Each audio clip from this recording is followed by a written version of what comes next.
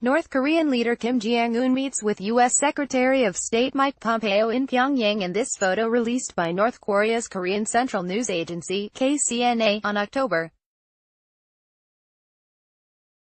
7, 2018. KCNA, Reuters U.S.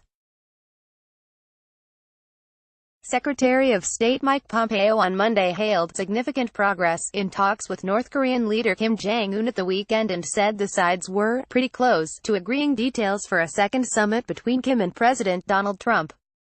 However, experts questioned what Pompeo had achieved on Sunday on his fourth visit to Pyongyang this year.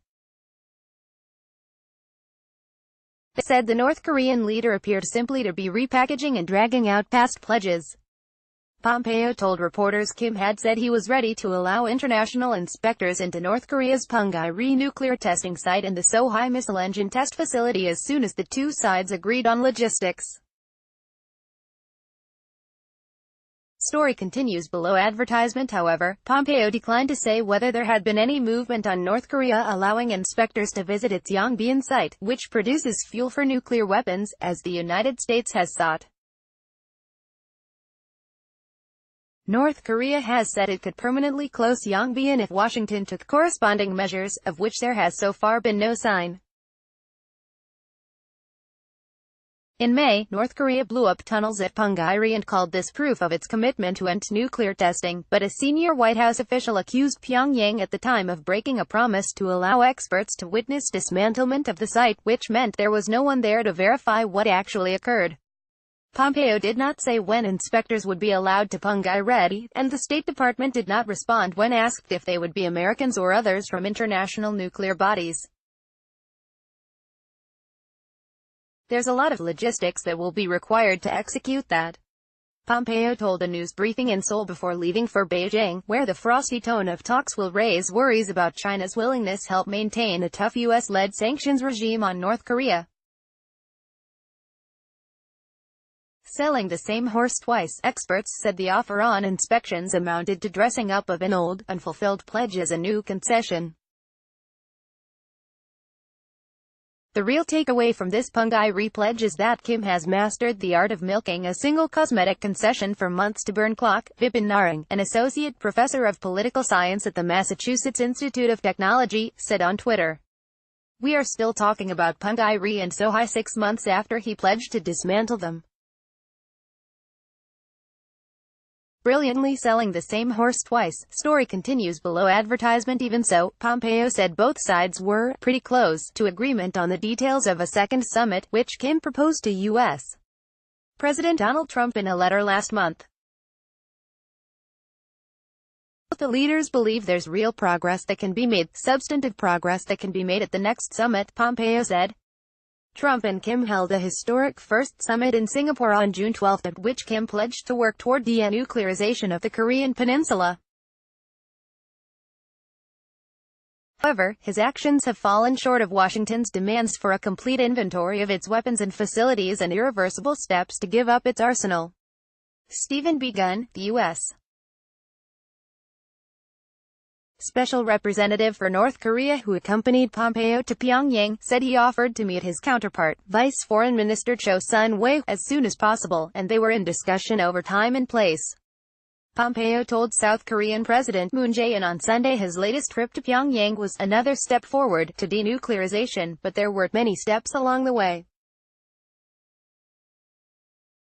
Inspection at last month's Inter-Korean summit, the North expressed its willingness to close Yongbyon if Washington took corresponding action, which Moon said would include a declaration of an end to the 1950-53 Korean War. Story continues below advertisement. Moon also said the North would permanently dismantle Sohae missile engine testing site in the presence of experts from concerned countries. Pyongyang's failure to keep its pledge to allow international inspections at punggye-rus in May fanned criticism that the move could easily be reversed. In July, satellite imagery indicated it had begun dismantling the engine test site, but also without allowing outside verification. The 38 North project said last week that no dismantling activity had been spotted since August. 3. State Department spokeswoman Heather Nauert said Kim had invited inspectors to visit Punggye-rus to confirm it had been irreversibly dismantled. Skeptics of Trump administration policy said it was difficult to see what Pompeo had achieved. Did Mike Pompeo go all the way to Pyongyang for party planning purposes? Daniel Russell, the chief U.S. diplomat for East Asia until last year, said on NBC. Is this just to set up yet another summit without a clear understanding of what that's going to generate? Pyongyang's official KCNA news agency was upbeat.